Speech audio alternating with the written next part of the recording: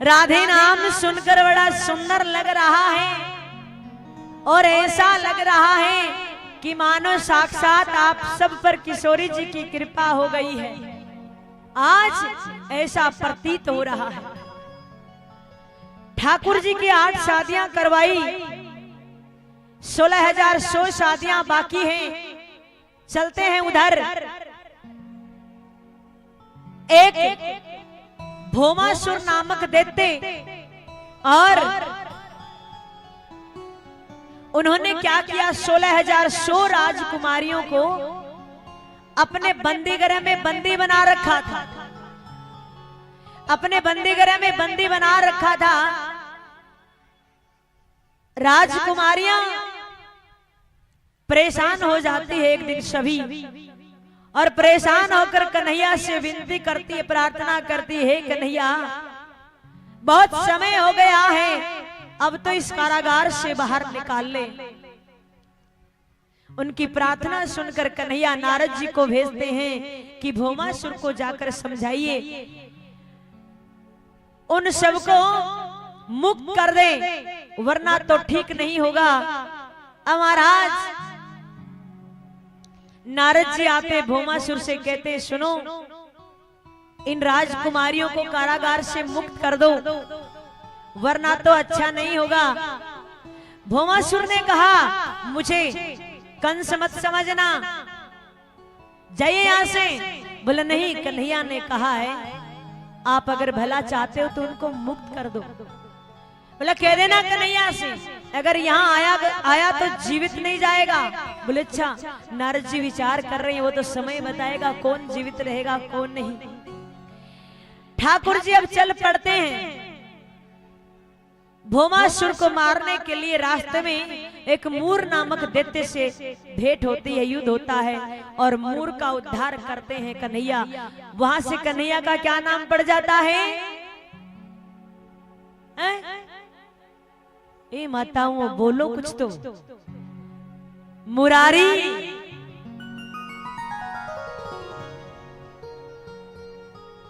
कम से कम जाते जाते आज तो हाँ या ना में जवाब दे दो, ताकि पता चले मुझे तुम्हें बोलना आता है। मूर नामक दैत्य का उद्धार किया ठाकुर जी ने, और अब आए बाणासुर के साथ युद्ध होता है। बाणासुर को मार देते हैं ठाकुर जी। 16,100 राजकुमारियों को बंदीगृह से बाहर निकालते हैं। सभी से कहते हैं कि आप सब अपने अपने घर जाइए। राजकुमारियां हाथ जोड़ लेती है, भगवान वैसे तो हम पवित्र हैं, कोई बात नहीं, कोई टेंशन नहीं है, लेकिन हम किस किस को बताएंगे कि हम पवित्र हैं, और कौन हमें अपनाएगा? भगवान या तो आप हमें अपना लें या फिर हम प्राण त्याग देंगी। तब ठाकुर जी उनकी विनती सुनकर उन 16,100 राजकुमारियों को अपनाते हैं, और टोटल शादियां हो जाती है भगवान की 16,108। बोली कृष्ण कन्हैया लाल की। अब देखिए एक छोटी सी कथा आती है बाणासुर की। बाणासुर की कथा आती है। बाणासुर देते हैं, कहीं से सुन लिया, कहीं से संतों से देख लिया। भोले बाबा की पूजा करते हैं, श्रृंगार करते हैं, और श्रृंगार करते करते 10-12 घंटे लग जाते हैं। एक दिन संत वहां से गुजर रहे थे, और संतों ने उसकी भक्ति देखकर, देते था भक्ति देखकर एक मंत्र दिया। मंत्र का उच्चारण किया, महादेव जी प्रकट हो गए। महादेव जी प्रकट हो गए। महादेव जी से कहा आइए भगवान। महादेव जी ने कहा मांगे, क्या मांगना चाहते हो? बाणासुर ने कहा और कुछ नहीं चाहिए, आपका श्रृंगार करते करते 10-12 घंटे लग जाते हैं, 1000 हाथ दे दो। कितने? 1000 हाथ दे दो। अब भोले बाबा तो भोले होते हैं, जो कुछ भी मांगे तथास्तु। बोला ठीक है, 1000 हाथ दे दिए। अब महाराज रोज वो बाबा का श्रृंगार करे जो 10-12 घंटे में करता था 1-2 घंटे में होने लग गया। 1000 हाथ भारी लगने लग गए, 1000 हाथ भारी लगने लग गए। अब तो वो बाणासुर रोने लग गया। फिर से महादेव जी गाना हुआ, बोला अब क्या हो गया? बोले 1000 हाथ वापिस ले लो, नहीं चाहिए मेरे को। बोला दिया हुआ वरदान कभी वापस लेते हैं क्या? बोला नहीं मेरे को नहीं चाहिए। बोला सुनो एक काम करते हैं, इन्हें 1000 हाथों से आपको भगवान आएंगे वो मुक्त कर देंगे, लेकिन हाँ युद्ध करना पड़ेगा। अब देते हैं लेकिन मन में भक्ति घबरा जाता, युद्ध करना पड़ेगा वो भी भगवान से। नहीं नहीं नहीं मैं युद्ध नहीं कर सकता। भोले बाबा से कहता सुनो एक काम कर देना। बोले क्या? बोले युद्ध भी भगवान आप ही कर लेना मेरी तरफ से। भगवान ने कहा ठीक है। अब देखिए भगवान को बुलाना है, ये सब लीलाएं हैं। बाणासुर की बेटी है उषा, और उषा क्या करती है? ठाकुर जी के पुत्र अनिरुद्ध को अपने सौपन में पति के रूप में देख लेती है। अब ऐसा थोड़ी अपनी तरह की जाकर कहे भाई मैं उससे शादी करना चाहती हूँ, कुछ नहीं कर। रात्रि को गई और अनिरुद्ध को उठा लाई, अपहरण कर लाई। अब बात ठाकुर जी तक पहुंची। ठाकुर जी ने कहा भाई रिश्ता हमें मंजूर है, आप हमारे पुत्र को भेज दीजिए। बोला नहीं ऐसे नहीं मिलेगा, युद्ध करना पड़ेगा। अब ठाकुर जी आते हैं सेना लेकर युद्ध करने के लिए। पहला बाण चलाते हैं, 1000 हाथों से मुक्त कर देते हैं, और जैसे दूसरा चलाने लगे महादेव जी आगे आ जाते हैं। बोले बस हो गया काम, इतने काम के लिए बुलाया था। अब अपने पुत्र और पुत्र वधू को लेकर आप यहां से जाइए। अब महाराज ठाकुर जी अपने पुत्र और पुत्र वधू को लेकर वहां से आ जाते हैं। ये एक छोटी सी लीला है ठाकुर जी की। अब देखिए हम चलते हैं जरासंध के पास। जरासंध कौन है? जरासंध है कंस का ससुर। और ऐसा है कि दिन भर अत्याचार करता है लेकिन सुबह सुबह दान करता है। दिन भर पाप करता है, सुबह सुबह पुण्य करता है। आप मत करने लग जाना ऐसा। जरासंध सुबह सुबह इतना दान करता, इतना दान करता, अगर कोई कुछ भी मांग ले सब कुछ दे देता है। जरासंध के चलते ही भगवान ने द्वारिका नगरी बसाई थी समुद्र में, क्योंकि उसके पाप का घड़ा भरा नहीं था। विचार करते ठाकुर जी इसका क्या करना चाहिए, फिर सोचते चलो कुछ करते हैं। ठाकुर जी मिलने आए हुए थे पांडवों से हस्तिनापुर में, और भीम से अर्जुन से कहा चलो अपन कहीं चलते हैं। सुबह सुबह का समय है, संत का भेष बना लेते हैं। जरासंध के यहाँ पहुंच जाते हैं और जरासंध बड़ा प्रसन्न होता है कि आज तो 3 संत मेरे द्वार पे आए हैं, मांगिए क्या चाहिए। बोला हम जैसे कहें आप वैसे करो तो हम बोले। बोला हाँ कोई बात नहीं। बोला पहले वचन दीजिए। बोले इसमें वचन देने की कौन सी बात है, आप बोले तो सही क्या करना है। अब अर्जुन ऐसे अंगुली उठाकर बात कर रहे हैं।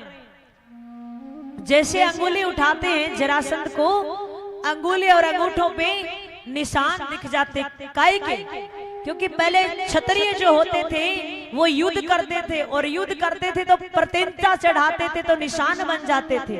पहले सबका अलग अलग कार्य हुआ करता था, ब्राह्मणों का अलग कार्य, वैश्य का अलग कार्य, इन सब का कार्य हुआ करता था। क्षत्रिय तो निशान है। बोला आप संत तो नहीं है, असली वेश में आइए, तुम कौन हो। अब भगवान ने सोचा जब पता ही लग गया तो आ ही जाते। तीनों असली वेश में आते हैं, भीम है, अर्जुन है, ठाकुर जी है। अरे कन्हैया, तू ऐसे स्वरूप में अगर कुछ चाहिए था तो बोल देता। बोले चाहिए कुछ नहीं, युद्ध करना है, तो बोले सीधा सीधा आके बोल देता, मैं मना थोड़ी कर रहा था। बोला तो अब कर लीजिए, आइए। कहा आपसे युद्ध नहीं करूंगा। ठाकुर जी विचार करते हैं, बड़ी अच्छी बात है, मेरे से युद्ध नहीं करेगा। मैं खुद नहीं चाहता कि तू मेरे हाथों से मरे। क्यों? क्योंकि जिसको भी भगवान ने मारा है सब भगवान के धाम पहुंचे हैं। अर्जुन से बोले इससे भी युद्ध नहीं करूंगा। भीम, हाँ ये ठीक है, मेरे लायक है। दोनों के बीच में युद्ध आरंभ हो जाता है, मल्ल युद्ध। और युद्ध करते करते 27 दिन बीत जाते हैं, कुछ नहीं होता है जरासंध को। भीम कहता है ठाकुर जी से कि इसको कुछ होता ही नहीं है, मैं थक गया हूं। ठाकुर जी ने कहा ऐसा करना, कल तो युद्ध करे तो मेरी तरफ देखना। बोला ठीक है। भीम आए, युद्ध आरंभ हुआ। भूल गए ठाकुर जी ने कुछ कहा है। ठाकुर जी ने अपनी ओर ध्यान करने के लिए अहो भीम मानो ये दाव पेच आज पहली बार देख रहे हैं। भीम ने ठाकुर जी की ओर देखा, ठाकुर जी ने तिनका उठाया, बीच में से चीर दिया और फेंक दिया। भीम ने भी एक पांव जरासंध के एक पांव पे रखा, दूसरा पकड़ा, बीच से चीर दिया, लेकिन वापिस जुड़ गए। फिर से ठाकुर जी की ओर देखा, ठाकुर जी ने फिर से तिनका उठाया, चीर दिया, इधर वाले को इधर, इधर वाले को इधर, दोनों को विपरीत फेंक दिया। और भीम ने भी फिर से बीच से चीरा, इधर वाले को इधर और इधर वाले को इधर फेंक दिया। जरासंध को मार दिया। अच्छा एक बात बताइए, ये दृष्टांत हमें क्या सिखाता है? ये सिखाता है कि भीम कोई कम बलशाली नहीं था, बड़े बड़े बलशालियों में भीम का नाम आता था। लेकिन जैसे ठाकुर जी ने कहा वैसे किया, अपने मन की नहीं चलाई।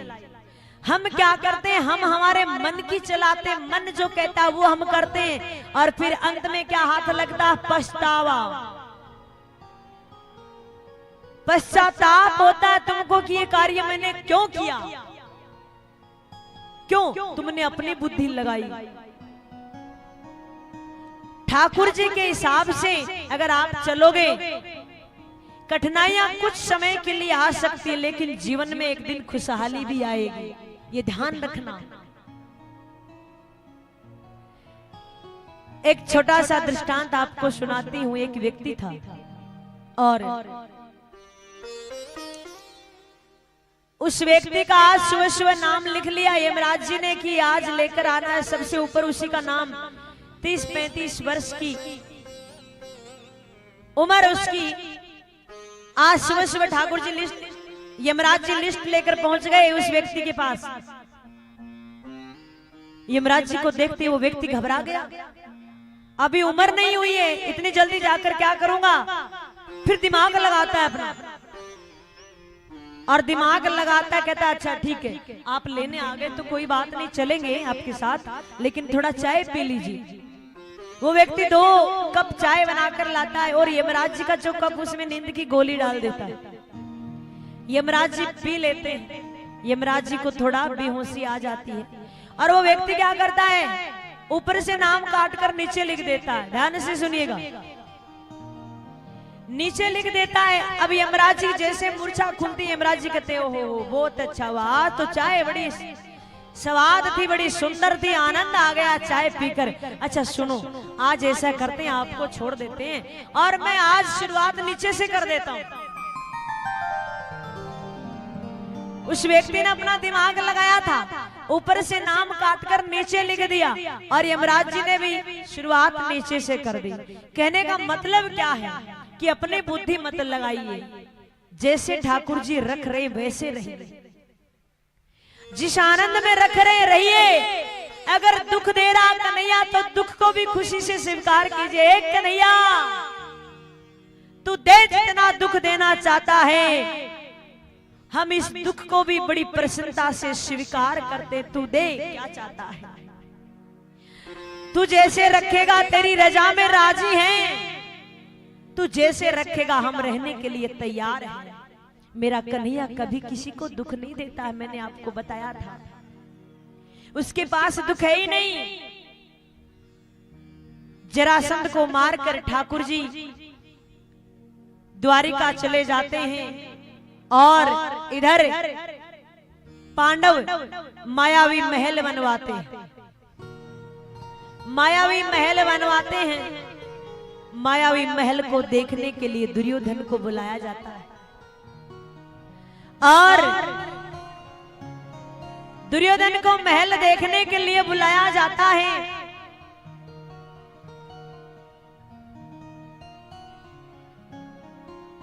थोड़ा शांति बरतिएगा।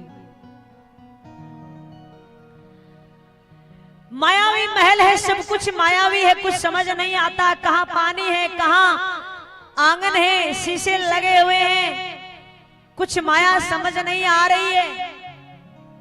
ठोकर लग जाती है दुर्योधन को, ठोकर लग जाती है दुर्योधन को। और वहीं से गुजर रही थी द्रौपदी जी। द्रौपदी जी को हंसी आ जाती है और मुख से निकल जाता है अंधों का अंधा। जैसे ये मुख से निकलता है दुर्योधन को बात अच्छी नहीं लगती है। दौड़े दौड़े मामा शकुनी के पास जाते हैं और कहते हैं मुझे तो उस द्रौपदी से बदला लेना है। शकुनी कहते हैं कोई बात नहीं है, पासे मेरे ही वश में, जैसे मैं चलाऊं वैसे चलते हैं, चिंता मत कर, पांडवों से भी बदला लेना, द्रौपदी से भी लेना। युद्ध क्रीड़ा का खेल होता है और पांडव सब कुछ हार जाते हैं। द्रौपदी को दांव पे लगाया जाता, द्रौपदी को भी हार जाते हैं। वनवास मिलता है, अज्ञातवास मिलता है, सब भोग करे वापिस आते हैं। कहते हैं भैया अब तो हमारा राज्य दे दो, अब तो हमारा राज्य लौटा दो। बोला कुछ नहीं मिलेगा। अब पांडवों के पास एक ही हथियार, क्या? दौड़े दौड़े ठाकुर जी के पास जाते हैं और ठाकुर जी ने कहा कोई बात नहीं, तुम चिंता मत करो, मैं शांति दूत बनकर जाता हूं। शांति दूत बनकर ठाकुर जी आते हैं। पता लगता दुर्योधन को कि आज कन्हैया आने वाला है। हस्तिनापुर में जगह जगह तोरण द्वार लगाए जाते हैं और सब जगह को सुंदर सजा दिया जाता है कि कैसे तो कैसे वो रीझ जाए। इधर अपने घर में बैठे हैं विदुर जी, विदुरानी जी आपस में चर्चा कर रहे हैं कि ठाकुर जी आने वाले, कन्हैया आने वाला है। विदुरानी जी कहती है सुनो वो अपने घर आ जाए तो कैसा रहेगा? बोले भाई वो राजाओं से मिलने के लिए आए हैं, हम दासी पुत्र हैं, क्या पता आए या ना आए हम बता नहीं सकते, लेकिन आज सवाल लगी है, बुलाया गया है सबको, मैं भी जाकर देखता हूँ आज सभा में क्या फैसला होता है। विदुर जी आ जाते हैं, सभा लगी, ठाकुर जी का आगमन होता है और आज सब पुष्प वर्षा कर रहे हैं। स्वागत में खड़ा है दुर्योधन, लेकिन दुर्योधन को ठाकुर जी नहीं देख रहे। ठाकुर जी की नजरें इधर उधर दौड़ रही हैं। ऐसा लग रहा मानो पता नहीं क्या गुम हो गया ठाकुर जी का। और अब महाराज विदुर जी से जैसे ही नजरें मिली, नजरों नजरों में कह दिया हम आपके घर आज आने वाले हैं। विदुर जी बड़े प्रसन्न होते हैं। सभा में ठाकुर जी पहुंचते हैं। दुर्योधन ने कहा आइए कन्हैया, अहो भाग हमारे, जो आपका आगमन हुआ हमारे बीच, बताइए कैसे आना हुआ? बोला सुनो उनका राज्य वापस दे दो। बोला कन्हैया कुछ याद नहीं है मुझे। बोला सुनो राज्य नहीं दो तो कम से कम 5 गांव तो दे दो, उनमें ही मैं उनको खुश कर दूंगा। बोले कन्हैया युद्ध के बगैर सुई की नोक भर नहीं मिलेगी, और आइए इन बातों को छोड़िए। 56 प्रकार के व्यंजन तैयार किए हैं मेरी मां ने अपने हाथों से, आप उनको पाइए। ठाकुर जी कहते हैं दुर्योधन मेरा भोजन तो विदुर जी के यहाँ बना है। बोला विदुर जी के यहाँ क्या है वहां? वो तो खुद घास फूस खाते हैं, घास की रोटियां खाते हैं। बोले अच्छा कोई बात नहीं, बुलाया है तो हम जाएंगे, वो उनका काम में व्यवस्था करें या ना करें, अब विचार करते हैं। उन्होंने कब बुला लिया?